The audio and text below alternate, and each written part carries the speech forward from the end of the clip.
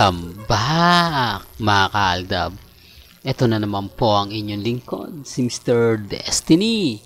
At syempre magbibigay po tayo ng pinakamainit na update po ngayon sa social media mga kaaldab. Nakakatuwa lang po ito. Sabi ko nga po sa inyo, kung gusto nyo lang naman po ng update, kung gusto nyo lang naman po ng mga kaganapan, abay lagi lang po kayong tututok dito po sa channel ni Mr. Destiny para updated po kayo sa mga latest at sa mga bagong video po na ilalabas po natin. Sabi ko nga po sa inyo, dito po sa channel ni Mr. Destiny, 101% naman po updated po kayo. Hindi po ba? May gay naman po tayo kasi baka may magre-react naman ako. Halatang Alden fanatic si Mr. Destiny. Simula't simula pa, puro kay Alden na showtime, tapos sasabihin niya hindi niya pinopromote pero panay pakita naman, panay video naman. Eto na po. Di po ba Mengay naman po? At si Bossing. Baka may masabi pa po kayo ha? Baka may mag-react po kayo ha? Para per lang. Di po ba sabi ko nga po sa inyo, aldab po ako kahit saan natin tignan. Di po ba? Kaya lang yung iba gusto makita si Mengay, gusto makita si Bossing. Marami tuloy nagtatanong sa akin, Mr. Destiny, bakit hindi nga po ba gumawa ng pelikula si Bossing etong Metro Manila Film Festival? Kumbaga, nang nakaraan naman kasi, ilang taon na rin kasi siyang hindi gumagawa. Naglaong kasi mga kaaldab, natakot si Bossing na malugi. Alam mo naman po, matalino si Bossing.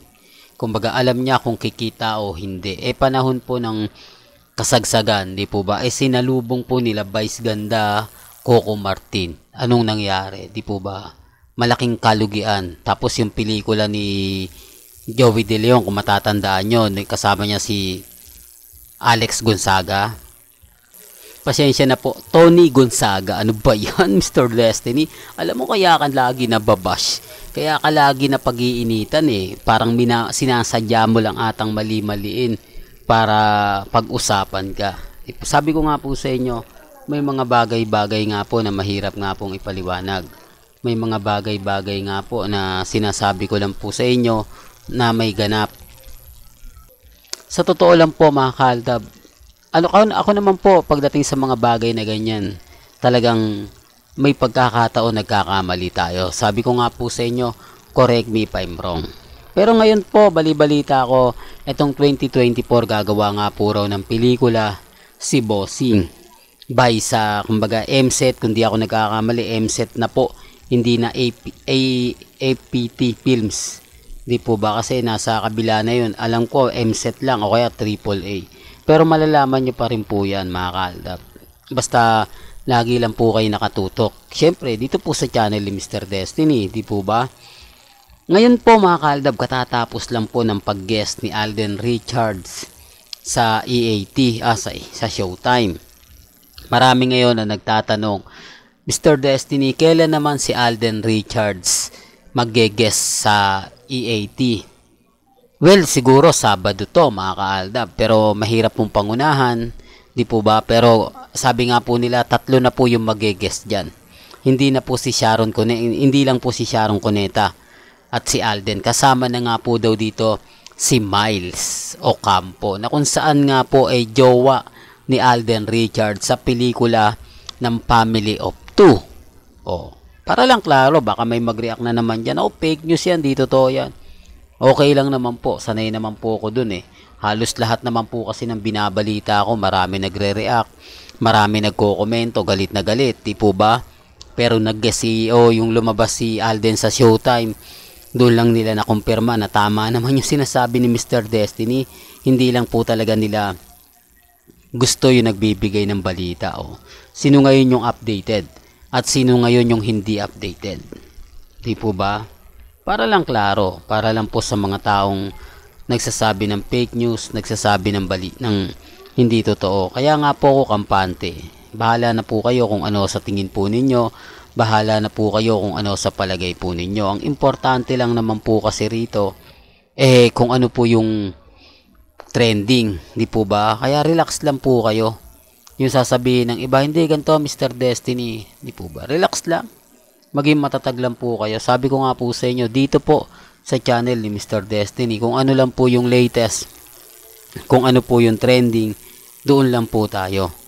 Huwag po kayong basta-basta palamang sa mga yan. O ngayon, sabi ko nga po sa inyo, pag nag-guest dito si Alden Richards sa EAT, ano naman kaya mangyayari? Ano naman po kaya magiging senaryo? Hindi po ba? Alden na kaya ang tawag ni Bossing o Richards pa rin ang itatawag niya? Hindi po ba? Kaya nga relax lang kayo. Sabi ko nga, hindi man ngayon, hindi man bukas, di po ba? Although sabihin natin, talo tayo ngayon, lamang sila, di po ba? Bukas sa makalawa, tayo naman po yung bide. Di ba? Kaya nga po, relax lang, kampante lang. Ano man po mangyari, ano man po yung sabihin nila, pabor man o hindi, kailangan updated kayo. Kailangan lahat ng kaganapan alam po ninyo. Di po ba? Kaya nga po hati tayo eh. Pag kay Alden, di po ba? Sunod-sunod kay Alden. Kapag kay Mengay, sunod-sunod naman po kay Mengay, no? Buti na lang hindi kumain si Main. Dahil, kumbaga okay lang yun dyan. Dahil kung kumain to, sigurado. Di po ba? Lalaki na naman ang tiyan nito. Tapos sasabihin na naman nila, buntis si Main. Pansin nyo ba? Di po ba? Yung mga komento ng mga Armain, Main fanatics, di po ba? Sa totoo lang naman po, wala naman pong magandang nangyari sa ano eh. Ano nangyari po sa parapol? May kinilig po ba? Marami pong mga video ba naglabasan? Marami pong mga kwento naglabasan doon na maaga pong umalis si Main. Kumbaga, hindi siya nagtagal, saglit lang siya. Hindi po ba? Halos hindi niya na nga po raw tinapos yung kabuuan ng palabas. Parang, di po ba? Sabi ko nga po sa inyo, yun naman po talaga yung totoo eh. Kaya kita nyo ha, hati, yung mga nagpa-picture talagang sa bagay mga kalda. Sabi ko nga, mahirap magpaliwanag. Mahirap magkomento. Di po ba? Lahat naman kasi nang sabihin natin,